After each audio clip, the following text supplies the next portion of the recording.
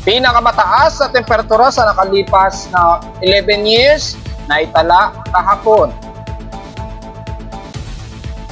Maulap na ipaparin sa bahagi pa rin ng Davao Region sa may Southern Mindanao. Iiral pa rin ngayong araw pero nalalabi ng bansa.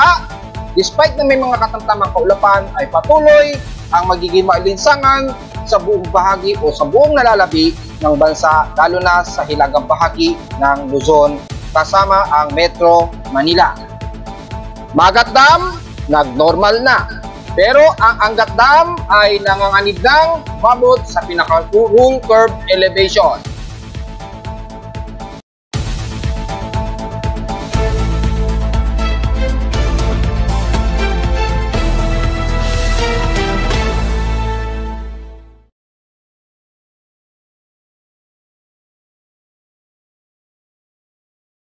Hello, good morning mga folks. Welcome po muli sa ating Daily Weather Bulletin at Analysis para sa araw ng Linggo, April 28, 2024. Ang oras natin, boss, may umaga ay alas 9:39 na ng umaga. Medyo overcast and gloomy tayo sa Metro Manila, tilang karatig ng Luzon. Pero patuloy pa rin tayo makakaranas ng grabing alinsangan dahil sa patuloy na medyo klaro pa rin ang ating hipapawid at patuloy na umiiral na istilis na naka-apekto pa rin lalo na sa buong bansa, lalo na sa buong silangan ng bansa na magdudulot ng very humid na temperatura. Kaya patuloy pa rin kayo magdala ng tubig kahit na medyo nagiging makulimlim ang ating paligid dahil nanatili pa rin mataas ang inaasahan nating temperatura. At dahil sa kapag medyo nagiging makulimlim, medyo tumataas yung ating relative humidity.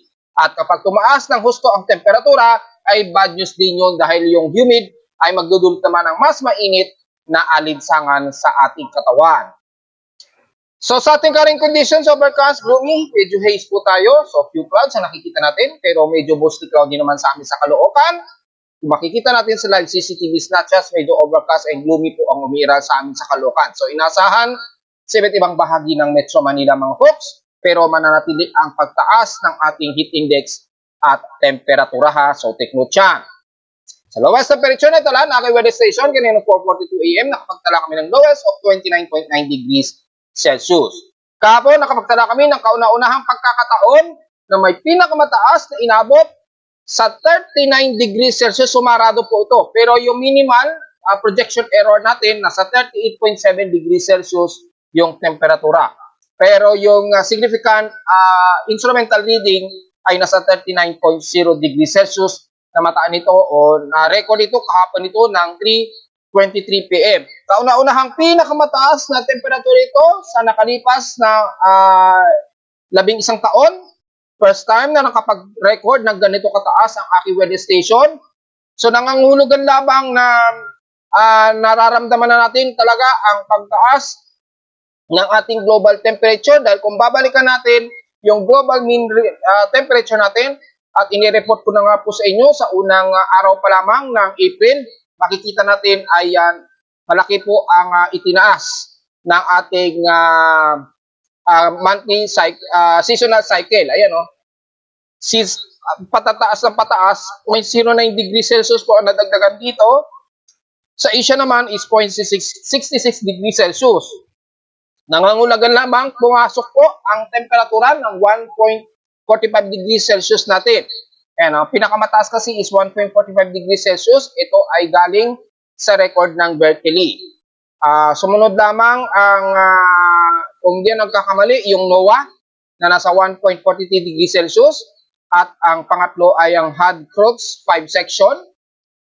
European ito o Atlantic, hindi ko sure. Pero ang pinaka-record nila is 1.44 degrees Celsius. So, pinakamababa ang NOAA at pinakamataas ang Berkeley. So, kung pagbabasehan natin, yung average temperature dito is 1.2 to 1.3 degrees Celsius ang nadagdagan sa ating temperatura. So, ibig sabihin lamang kung ang significant average temperature namin sa Caloocan is kung susubtract mo yun, is kung susubtract natin yung average temperature natin kung ang pinaka-highest namin nung nakaraang taon is umabot ng 37. So, 0.4. Susubtract natin ng 1.45. Lumalabas is, yan ang average temperature supposed to be namin Sa Caloocan na 35.95.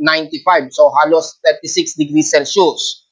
At dahil nga po sa nadagdagan ito ng mataas na temperatura since last year, ay umabot nga po at tumaas na nga po ito ng umabot na nga ng 37 degrees Celsius. At dahil every month nadadagdagan pa ng nadadagdagan ng temperatura, kung tatandaan ninyo yung huling report ko, 0.09 degrees Celsius, negative 0.09 degrees Celsius, idadagdag nyo pa yan sa yearly average temperature, highest temperature ng annual global temperature natin, halos 1.5 degrees Celsius na nga ito mga folks.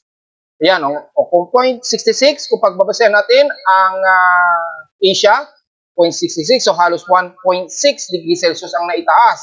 So 1.5 to 1.6 degrees Celsius po ang inaasahan nating nadadagdagan sa pinakamataas nating temperatura. At kung i-compute natin, lumalabas, accurate ang lumalabas dahil nga po nakapagtala kami ng 37 at 38.7 to 39 degrees Celsius. Yan. Na pinakamataas sa temperatura na yan sa nakalipas na 11 years. So malinaw lang po ang ipinapakita dito na talagang hindi na po talaga normal ang pagtaas ng ating temperatura. At dahil sa ganyang patuloy na pagtaas, inaasahan po na yung mga yelo sa North Pole and South Pole, asahan natin may matutunaw na naman dyan. Which is hindi po magandang senyalis yan mga folks. At na-review na natin yan sa mga nakarang taon ang epekto ng sobrang taas ng ating global temperature. Kapag ka ang mga yelo natin sa North Pole and South Pole ay nagsilusawan lahat yan, hindi po magiging maganda yan at tataas po o madadagdagan palalo ang level ng ating tubig o yung karagatan. Which is, maapektuhan yung mga maliliit na mga bansa, gaya ng Pilipinas, maliit na bansa lamang tayo, kapag nagdagdagan ng tubig, asahan na natin, lalo na dito sa may bandang Malabon, posible po na mangyari na lulubog na rin yan sa dagat kapag nadagdagan pa ng taas yung ating karagatan. Yun po ang magiging side effect niyan bukod sa pagpalit o pagbabago ng ating klima. At yan nga po, sumusobra na ang ating temperatura dito sa atin sa Metro Manila. Base na rin sa aking weather station, nadagdagan at sa loob ng 11 years. Ngayon lamang ako nakapag-record sa aking aparato ng ganito kataas na temperatura. So medyo hindi natin dapat na natin itong tutukan. Imbis na tutukan lagi ang politika. At dahil sa sobrang taas ng aming temperatura, medyo hindi naman naka-apekto ng masyado sa heat index kahapon. Pero nanatiling extreme danger po ang recorded namin na heat index na nasa 52.4 degrees Celsius ang heat index. Tatabi naman sa mga heat indexes ni Pag-asa, makikita natin ay nangunguna sa may pinakamataas na temperatura kahapon, ang Aparing Cagayan pa rin. Yan, nangunguna po yan. At pumapangalawa ang Virac at Anduanes na nasa 47 degrees Celsius. Yan, so nangunguna ang Aparing Cagayan, pumapangalawa ang Virac at Anduanes. At sumunod na to, nasa mga 46 degrees Celsius ang Tugigaraw sa Cagayan. Bagamat ay napakainit ng kanilang temperatura, air temperature nila, grabe po. At sumunod naman na may mga 45 degrees Celsius ang Dagupan sa Pangasinan, na may 45 degrees Celsius. Sanglipuin, Cavite, Tanawan, Batangas, may parehong 45 degrees Celsius. Anyway, may 46 degrees Celsius din pala sa Coron, Palawan at Occidental Mindoro. Na-miss ko rin ito. At dito sa may nabanggit ko na nga po, yung Virac at Anduanes, ano? So, at 46 degrees Celsius din sa Bahalagigin, Iloilo, at sumunod ang Capiz na nasa 45 degrees Celsius. So, napakataas po ng danger level na mga recorded ni Pag-asa at bukod tangi sa amin sa Caloocan at maaaring sa ibang lokasyon pa na hindi nasama o walang weather station si Pag-asa, ang malamang nasa extreme danger na rin. Kabilang na ang ilang bahagi ng Cavite, sigurado yan. Kung pagbabasa naman natin ang ating PH systems in past 24 hours, grabe, ang taga-Tugigaraw, nababot ng 39.6 degrees Celsius ang grabing temperatura. Mas nanguna pa sa may pinakamainit na temperatura kaysa sa amin sa Caloocan. Kung sa amin ay 39 degrees sarado lang, sa Tuguegarao ay 39.6 degrees Celsius. Ang grabing init sa kanila. So napakaliwanag lamang na ganun kataas na ang ating temperatura. At siguradong record breaking na naman to sa taga Tuguegarao na umabot sa 39 degrees Celsius. Well, kung i-review natin yung ating monthly average na temperature mula sa data feed mismo kay Pag-asa, kung babalikan natin, I hope meron silang latest update. So far, wala pa. So wala pang naungusan. Nangunguna pa rin sa may pinakamataas na temperatura ang Isabela at Tarlac na sumarado sa 40 degrees Celsius. Halos ka-level na ng heat index yung air temperature nila na umabot na ng tigpo 40. Grabe, napakataas na yan.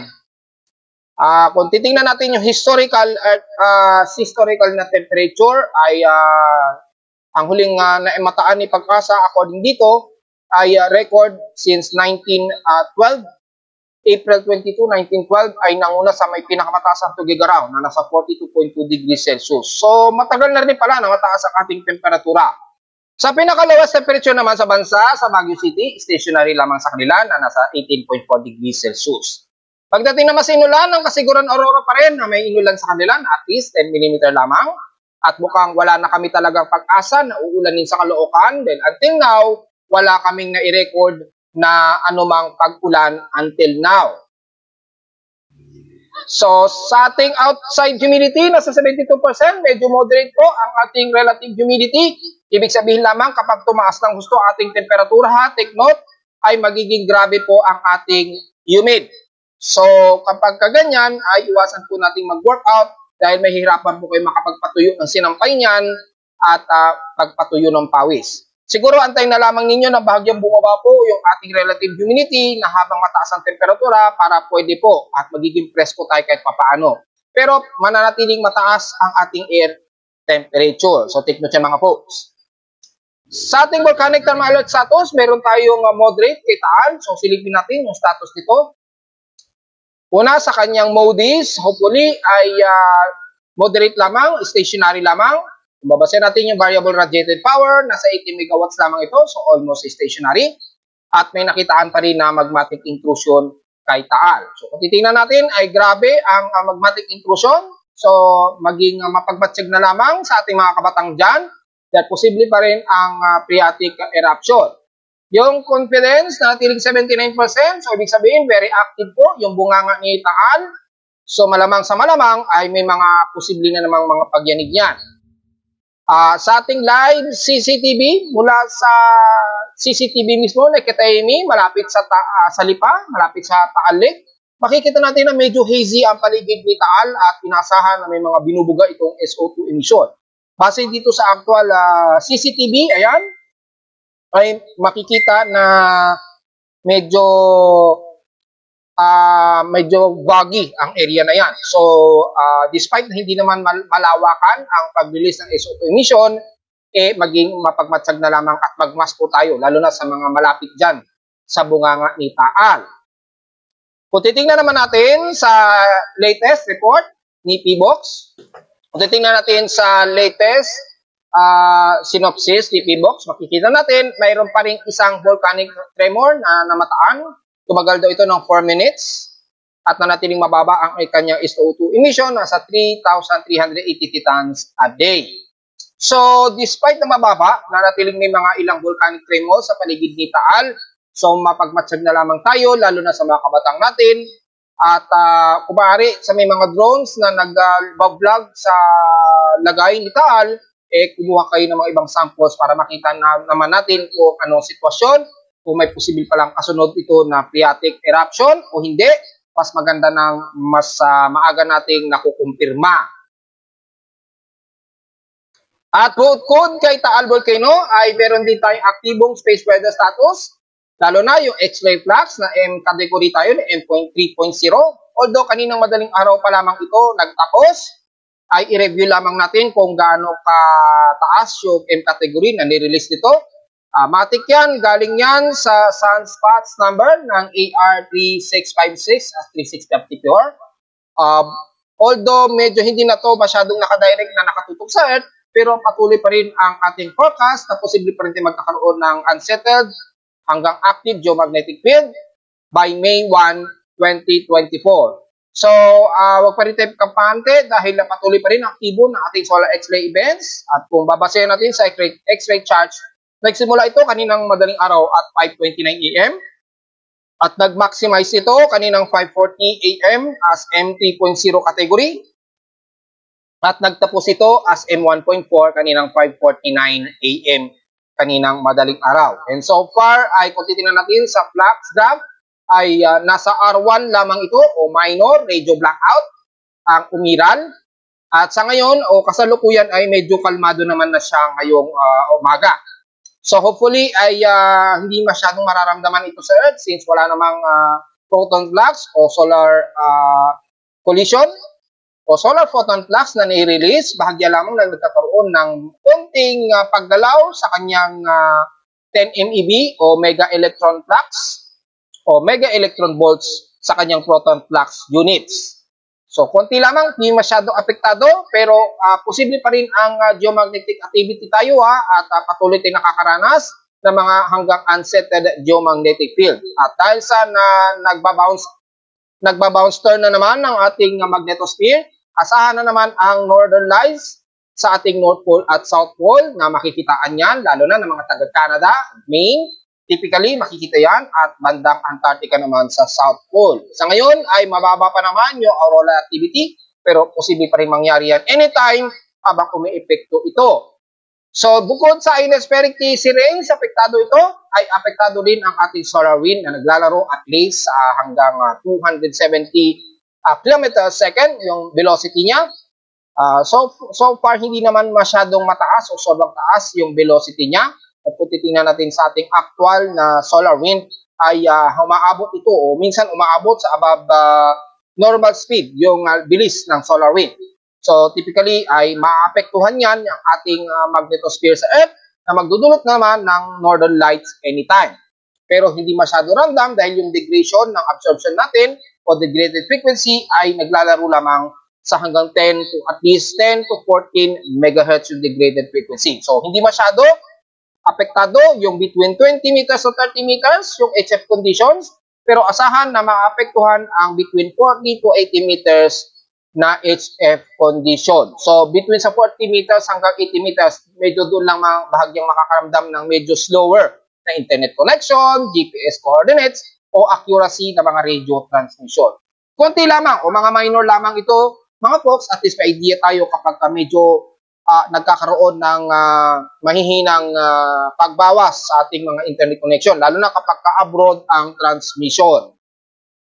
So, since ang ating outside humidity o relative humidity at 72% at tumataas ito since ng 4% since last hour, bahagya rin tumaas ang ating atmospheric pressure at 1,011 hectopascals and steady ito since last hour. Sa high tide status natin ay magpa-high tide pa lamang po tayo. To be exact, may 1 hours and 47 minutes pa.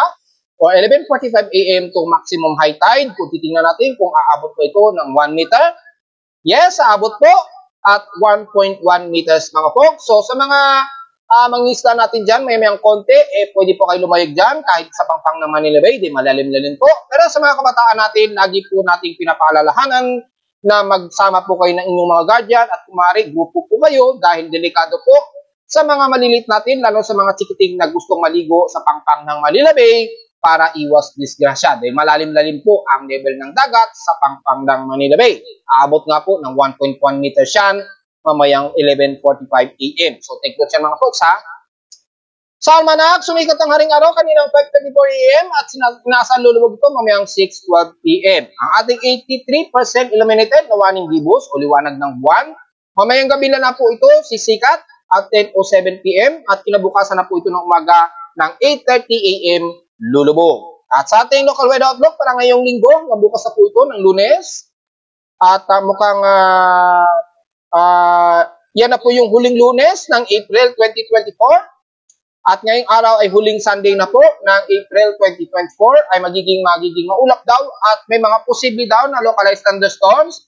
So inuulit ko, take note, may mga posibilidad na localized thunderstorms dito sa Luzon, particularly sa extreme northern Luzon dahil malapit dyan ang frontal system na nagmumula sa bahagi ng Taiwan region. Pero dito sa bahagi, typically, ang silangang bahagi ng Northern Luzon, expected dyan na may mga posibilidad ng mga localized thunderstorms at magiging maulap din daw tayo. At may chance na pag-ulan, 36 to 40%.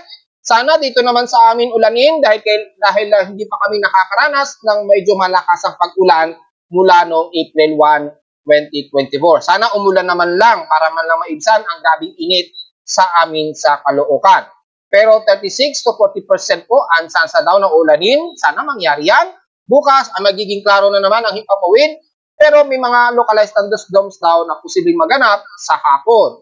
Tsansa ng pag-ulan din bukas ng Lunes, maglalaro din sa 36 to 40%, pero ang ating temperatura, according sa ating BC Weather Forecast, manatiling maglalaro sa highest of 38 degrees Celsius and lowest temperature expected ay 28 to 29 degrees Celsius. So, diretso agad tayo sa ating ginagamit na satellite imagery mula sa infrared heavy rain potential. Makikita po ang kaulapan nito. Magsisimula tayo sa bahaging ng Mindanao. Dahil patuloy pa rin ang near equatorial trough na namumuo dito sa may bandang southern Mindanao dahil na yung intertropical convergence zone na sa may bandang Indonesian Peninsula ay patuloy pa rin nagde-develop at nakikitaan nito sa satellite imagery. Yung intertropical convergence zone, nandito pa rin yan sa may Indonesian Peninsula. Kaya minsan nababanggit yan ni Pag-asa. Pero napakalayo pa niyan sa atin sa bansa, hindi pa natin masyado ramdam ang ITCC. Kundi dyan pa lamang sa Indonesian Peninsula. Pero dahil malawakan naman ang nade-generate na mga near equatorial troughs nito, kaya nagkakaroon ng mga cluster ng kaulapan dito, lalo na sa may bandang Calao, sa silangan ng Mindanao, hanggang southern part ng Mindanao, nang magdudulot naman ng mga kaulapan, mostly cloudy, typically, dyan sa bahagi ng southern Mindanao, sa may Davao region, at ilang bahagi ng Sorsogon area. So makakaranas po kayo ng mga mauulap na yung papurin, typically dyan sa bahagi ng General Santos City, ilang bahagi ng isla ng Governor Honoroso, typically, at dyan sa bahagi ng Sarangani area.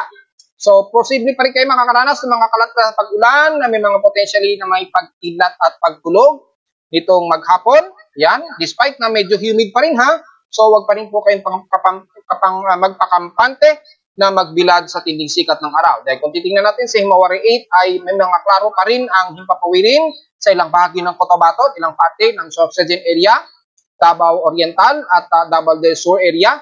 Pero despite na magkakaranas ng mga maulap at mga kalat-kat na pag-ulan ang General Santos City na nabanggit ko mga po kanina at Sarangani, magiging katamtaman pa rin at klaro ang himpapawid dyan sa bahagi ng Barm. Mula Marawi, pataas ng Ilagan hanggang Oricata, papasok na yan ng buong Zamboanga Peninsula na makakaranas muna ng maaliwalas at maalinsangang panahon hanggang dyan sa isla ng Basilan at Pulusulu. Magkaroon man ng mga potentially mga kalat-kat na pag-ulan, typically sa bandang hapon, ay mga light rain showers ang mas madalas at mga ilang cluster na bigla ang buhos ng malakas na ulan at bigla rin itong hihina dahil clusterized lamang ang mga heavy rain potential na nakikita natin sa satellite imagery. So sa ngayon ay magiging maulap lamang ang kalimitan ang bahagi ng southern part ng Mindanao, pero magiging maliwalas pa rin ang rest ng Davao Oriental at ilang bahagi ng Bukidnon at northern Mindanao area. So magiging maaraw pa rin sa inyo dyan at asahan ang malinsangang panahon nitong umaga hanggang nitong hapon. Pero may mga naka-forecast din na mataas ang sansa ng pag-ulan na nasa 50% daw, typically mga taga Surigao at ilang bahagi dyan sa eastern part ng dyan sa may bandang Surigao del Sur. Despite na klaro at manilis lamang o partly cloudy ang umiiral, ay expected na may forecast na ulanin malamang yan sa hapon o sa gabi. Kabilang na ang ilang bahagi ng northern Mindanao area. Nanatiling maglalaro pa rin sa mataas na above 35 degrees Celsius ang maaaring abutin ng mga taga northern Mindanao, kabilang na ang Zamboanga Peninsula at central Mindanao. Pero manatili rin ang forecast na posible pa rin kayong makakaranas sa mga kalat-kalat na pag-ulan na may ilang pagkilat at pagkulog sa nabanggit ko nga po sa ilang bahagi ng Surigao, Caraga at Compostela Valley. So take note yan mga folks. Sa bahagi naman ng Visayas, magiging katamtaman ang lagay ng panahon, partly cloudy rin at patuloy ang umiiral na alinsangan dahil din sa patuloy na umiiral natin na istilis mula dito sa ating hanging silanganan na magbududul po ng mataas na humid sa nalalabi ng bansa. So mula sa bahagi ng Visayas, mula din sa bahagi ng west portions hanggang east portions sa Visayas ay patuloy pa rin kayo makakaranas ng maaraw, maliwalas Ilang kaulapan lamang at mataas na alinsangan ang inyong maghapon. So, minom na maraming tubig at huwag po masyadong magbibilad sa tinding sikat ng araw dahil magkaroon man ng ilang partly cloudy, typically mga taga-Maasin sa Leyte, Liloan at ilang bahagi ng Bohol, Tagbilaran at Siquijor ay maninipisan lamang ito at makaka-penetrate pa rin ang tinding sikat ng araw na mahapdi sa balat. So, take note yan mga folks. Mga isolated lamang na mga light rain showers ang typically naiiral dyan. Mula sa Southern Luzon naman, mula sa mga isla ng Masbate, ng bahagi ng Tabias Island, Romblon, Marinduque at Ruyas Island ay patuloy pa rin kayo makakaranas ng mainit na panahon at malinsangan at kabilang na rin ang buong bahagi ng Bicol Region mula Sorsogon, pataas na yan ng Camarines Sur hanggang Camarines Norte ay patuloy na po kayo makakaranas dyan ng napakamalinsangan at mainit na panahon. So wag po masyadong magbilad din at uminom ng maraming tubig. The expected ang maghapon na grabe po at inasatan nating lalagpas yan sa 45 degrees Celsius heat index ang nararanasan na ngayon ng mga taga Bicol Region. Sa Mimaropa naman, ay mula dyan sa bahagi ng Palawan, ay typically may giging partly cloudy ang mga taga El Nido at Linapacan. May mga ilang cluster dyan ng kaulapan, pero patuloy pa rin kayo makakaranas ng hot and dry weather po sa buong bahagi ng Palawan. Despite na may mangilan-ngilan lamang na kaulapan at mga ilang isolated light rain showers, kabilang na ang Batarasa. So patuloy pa rin kayo makakaranas ng maalinsangang panahon hanggang lalo na sa bahagi ng Mindoro, especially ng mga taga San Jose. So take note yan mga po dahil kung sisilipin natin sa contour map, yan, feed mula kay Pag-asa, ay mataas na po na above 34 degrees Celsius na po ang kanilang temperatura kaagad ng mga taga-Occidental Mindoro. So take note yan mga folks, kabilang na rin ang bahagi ng Camarines Norte at Camarines Sur na above 34 degrees na rin. So, ibig sabihin, mabilis ang mataas ang temperatura natin dyan, kabilang na ang buong Quezon Province at buong silangan ng bahagi ng Northern Luzon. Patuloy pa rin makakaranas ng grabing alinsangan na posible pa rin na magiging partly cloudy ang maghapon, pero manguna ang mataas na heat index maghapon, kasama na ang Calabarzon, Metro Manila, Bulacan, all the way hanggang Central Luzon, pataas na yun ang extreme Northern Luzon. So, take note pa rin sa mga taga Tuguegarao, Tarlac at Zambales dahil mataas na po ang grabe na temperatura ninyo dyan at ilan na rin sa parte ng Batak sa bahagi ng Ilocos Norte. So take note yan mga folks at huwag po masyadong magbibilad dahil asahan ang maghapon na patuloy pa rin tayo makakaranas ng grabing temperatura dyan maghapon. Well, kamusta naman natin kung may mamamataan pa ba tayo na anumang cluster ng invest? Well, negative pa rin po mga folks. At kung titingnan natin dito sa ating West Pacific Basin, sa ating Tropical Cyclone Assessment Monitoring, na natiling negative po tayo na may mamamataan na anumang sama ng panahon. At hanggang sa magkatapusan na po ng April 30 hanggang unang araw ng May, unang linggo ng May ay nanatiling iiral pa rin ng Easterlies. Ayan. At negative po na may mamamataan tayo ng anumang pamumuo ng invest formation. Pero nakikita na natin na medyo may mga intertropical convergence zone na po na umiiral pataas, nalalagpas na ng equator. Alam siguro sa mga second week hanggang third week ngayon na May, medyo mas mararamdaman na natin yan. Pero hanggat hindi pa ay patuloy tayong makakaranas ng grabeng alinsangan at temperatura sa bansa hanggang sa unang linggo nga po ng May 2024. Take note yan mga folks. At tingnan natin kung makapag-report kaagad ako nitong katapusan ng huling araw ng April 2024 ng ating assessment ng possible tropical cyclone development for the month of May. O kung hindi man, maaaring sa unang araw ng May, so abang-abang na lamang mga folks. Dahil inantay ko pa yung simulations ng mga iba't ibang mga weather agencies mula sa SMWF, DFS. Lahat ng mga agencies, wala pa po kasing feedback na nag-a-arrive para sa month of May. So antay-antay na lamang mga folks. Siguro propose na lamang muna ako ng ibang assessment para sa mga total na record natin ng weather conditions natin, especially yung mga temperature, total rainfall natin for the month of April, at sa total earthquakes natin for the month of April. Tingnan natin. Kung hindi man, baka unang araw na yan ng May 2024 para sa refresh ng ating pagre-report. Anyway, since Easter is lamang ang iiral sa atin hanggang unang linggo ng May, so wala tayong masyadong magiging komento mula sa Global Spectral Model. Pero sa alon ay medyo kalmado pa rin ang ating alon sa buong bansa. Wala tayong nakataas na gale warning. Yung mga papalaot lamang sa may Eastern Visayas at Mindanao, wag na lamang kayo lalayo siguro na mga estimated mga 10 nautical miles dahil medyo palalim po o medyo pataas po ang pag-alon sa area na yan. Pero sa nalalabi naman wala naman po, kalmado po ang karagatan natin. Ingat na lamang sa grabing alinsangan, lalo na sa mga silangan na papalaot dahil grabe po ang eastern list natin. At wala naman tayong nakataas na gale force winds o gale warning kahit silipin niyo sa report ni Pag-asa. Sa mga computer extended forecast naman mula sa mga computer models, may nagpapakalat daw na mayroon daw posibleng mabubuo. Well, according sa ating real-time na 6-hour average precipitation at sumusunod dito sa tamang oras natin, kaya mas latest palagi ang lumalabas na forecast nito, ay kung titingnan natin kay GFS, ay wala naman tayo nakikitaan dito na anumang posibleng bagyo na mabubuo. So, wag po munang seryosohin ang mga lumalabas na ibang forecast dahil very insignificant din naman yun. At kung titingnan naman natin dito ay wala naman talaga tayo nakikitaan na anumang sama ng panahon na mabubuo sa loob at labas ng ating Philippine Area of Responsibility. The latest hour natin na 18Z, alas 8 yan sa atin sa Pilipinas, which is mas latest forecast. So, yun po ang importante nating namomonitor.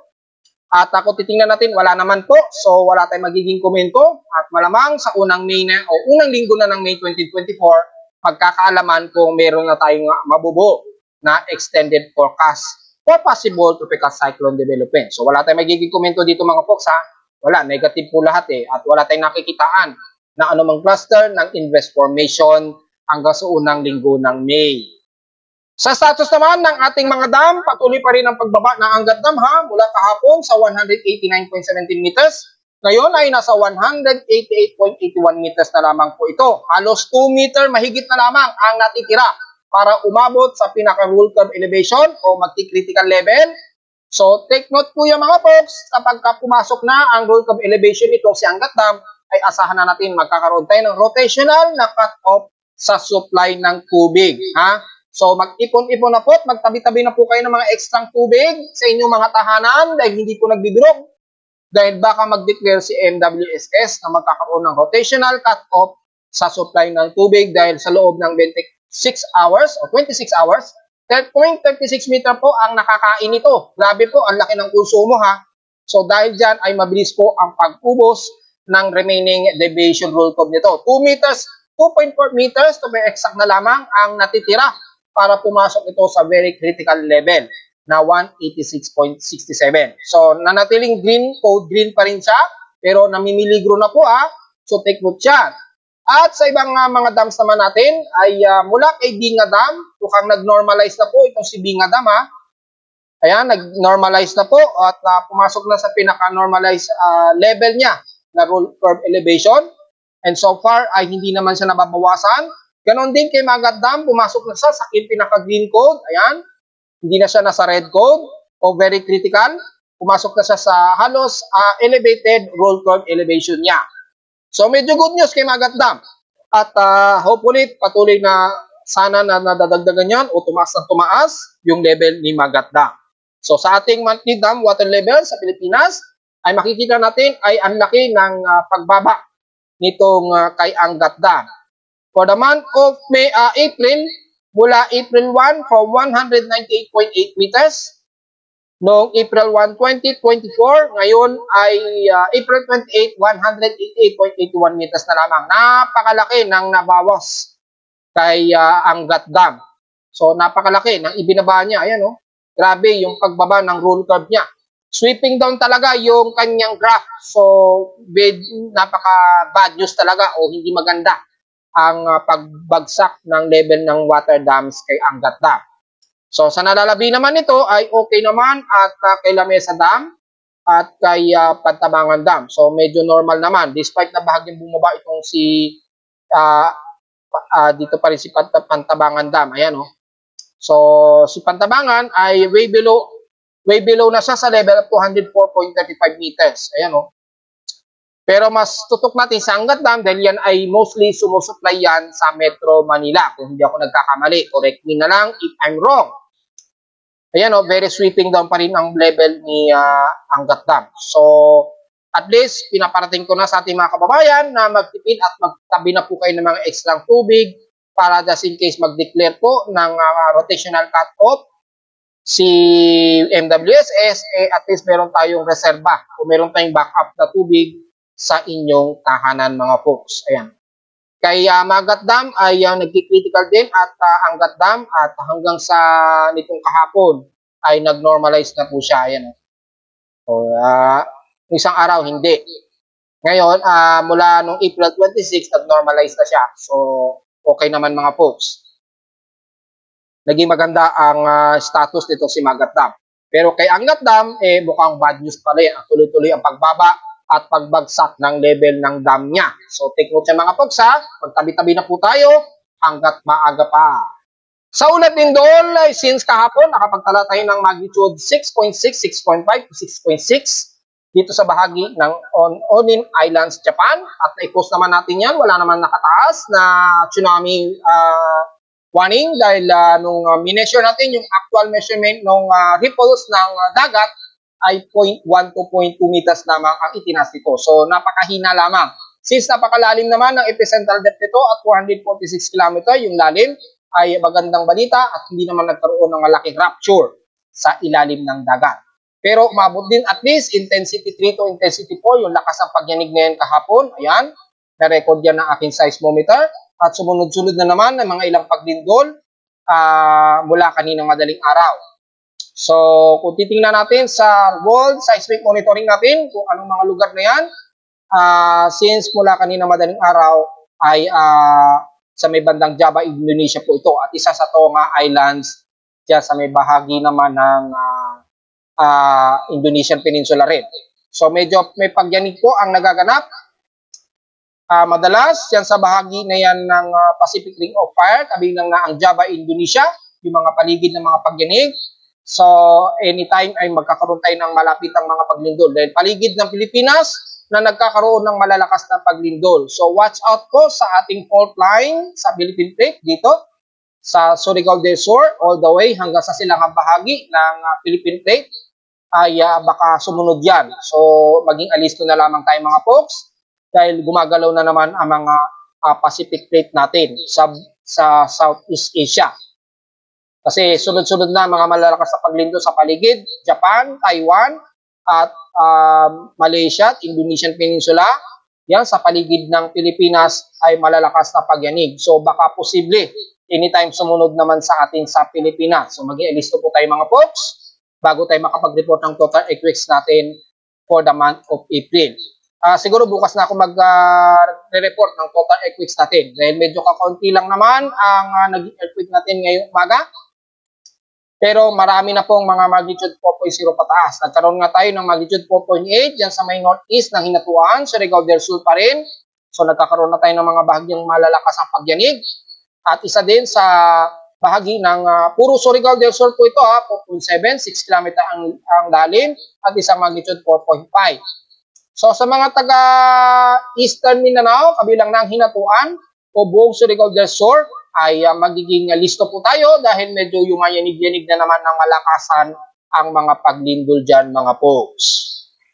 At narito naman ating 3-day weather forecast para sa huling linggo o Sunday ng April 28, 2024.